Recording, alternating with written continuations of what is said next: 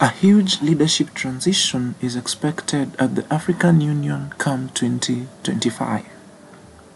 For Kenya, the stakes are high since the former Prime Minister, His Excellency Honorable Raila AU Odinga, has declared interest for the top seat. I will myself be keen to serve the continent of Africa. The candidature of Raila has received support from the Kenya Kwanza administration. Zote, we are going to put on our jogging shoes to make sure we rotate around Africa to campaign for Raila AU Odinga to be the next chairman of the African Union. And the president has kicked off campaigns way ahead of time. He has been reaching out to heads of state and government in Eastern Africa to sell the candidature of the former Kenyan Prime Minister and former High Representative for Infrastructure Development of Africa, Raila Odinga. The Kenyan President, His Excellency Honorable William Ruto, in a company of Raila Odinga, visited Ugandan President, His Excellency Honorable Yoweri Kaguta Museveni. The two sought endorsement from the country that was accused of not supporting then Foreign Affairs Cabinet Secretary Amina Mohammed for the Commission top seat in 2017. Mohammed lost the seat to the current chair Mussa Faki of Chad, whose tenure came to an end early next year, 2025, despite appearing as a frontrunner before the elections. But first, who can become the chairperson of AU? Members eligible to contest for this seat must have significant experience in governance and international relations and diplomacy.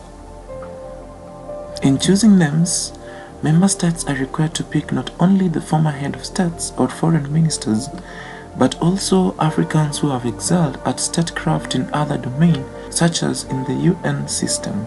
Because we believe that people who have held the position of head of government, either at the prime minister level or at the presidential level, will be able to knock at the door of incumbent prime ministers and presidents without much ado.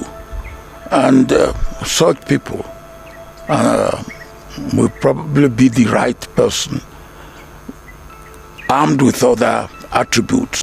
Countries have until May 2024 to submit the names of their preferred candidates. The AU chairperson is responsible for shaping the continent's economy, political and security agendas. He is also the Chief Executive Officer, the legal representative of the AU, the Commission Chief Accounting Officer. The Commission is the administrative branch of 10 commissioners who hold individual portfolios. It implements AU policies and coordinates the body's activities and meetings. Then, what are the chances of Raila to be elected for the seat?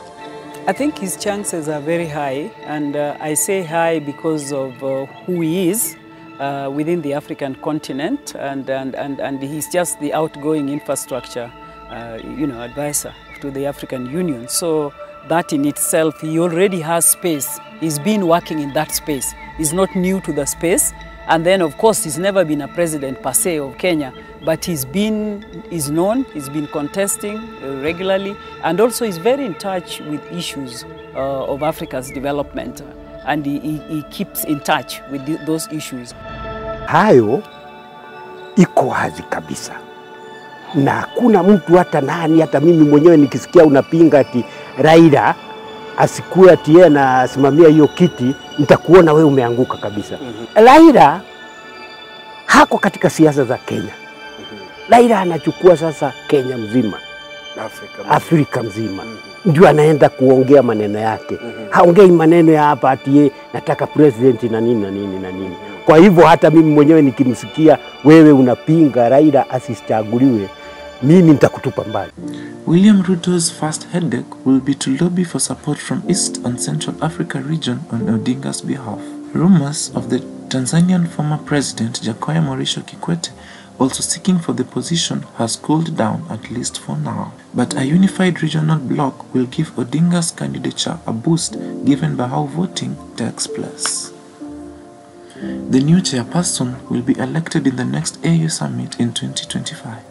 The chairperson of the AU is elected by the Assembly for a 4-year term, renewable once. Others to be elected are the deputy chairperson and 6 commissioners, who together with the chairperson make up the commission top leadership. Elections are to be carried by a secret ballot, and the winning candidate must garner 2/3 majority of the member spots eligible to vote. Personal relationship built by Raila across the continent during his long political career are viewed as some of the strengths his bid might have, but turning them into votes is a different ballgame altogether. As far as the lobbying, which is very critical, the lobbying that goes on before you become an AU chair is intense, and is not a lobbying of riffraffs, ordinary people. This is a lobbying among almost peers. And I think although Raila Odinga has not been the president, he has a lot of peers within the AU in terms of the various leaders that those who wield power within the EU. And of course, even if I say that, it's not going to be a walkover. If Odinga is endorsed by East African countries, his bid could see regional and language issues resurface. Kenya Foreign Affairs CS Musalia Mudavadi recently argued that the Central, Southern and Western Africa region have had their share since 2002. So, it's now time for Eastern and Northern Africa regions. He argued further, under the rotational rules, East Africa has the highest opportunity when the time of current chair expires end of this year. When you look at those who have held that position before, I believe strictly it should be the turn of East Africa. Not too long ago we had Southern Africa. The one now whose time will be ending is Central Africa. Before that, as I said, we had Konare from West Africa. I believe it should be the turn of Eastern Africa. Of course, I'm lucky, we might be lucky if the Eastern African region, the East African community, I think that's the first backing that Raila needs. He needs the backing from the Eastern African community, the East African region, not East African community, the Eastern African region, including the Horn of Africa, the Ethiopians, Eritreans, and the rest. If that can be captured, then now you don't spend a lot of time home. But if the home ground, like was being alleged at one point, that Kikwete would be fronted as well, if Kikwete was also to be fronted, that already would be the first problematic aspect, During 2017 election, where Amina Mohamed lost, languages played a huge role. Voting and lobbying for the AU vote took the line of Francophone states versus Anglophone. Will it play a role again? And actually, it's worth making sure that you get the other phones, the Francophones. If you can get the Francophones on board, the better. Because usually people who speak the same language tend to have a lot of collaborations together. Yes. They even have those alliances and commitments together, to the extent that if you go to their big entity, like for example, if you go to the East African community and you are sold there, your chances of selling is much, much higher. So I guess the tough part of it is to penetrate the Francophone. And the Francophone in recent times is very complex as well. Although you have a lot of these uprisings coming up. Look at Burkina Faso, look at Chad and all that. I don't know whether those will have votes. Maybe they won't have votes, that split that is like threatening to come out of ECOWAS, with Burkina Faso and Chad feeling like they don't want to listen to ECOWAS and what ECOWAS wants to say. So that also will complicate a bit of campaigning. But the campaign has to be done, the lobbying has to be done. And I don't know whether it's too early, but it's always good to be too early. But it might also be too early. I think we've begun it maybe too early, I don't know.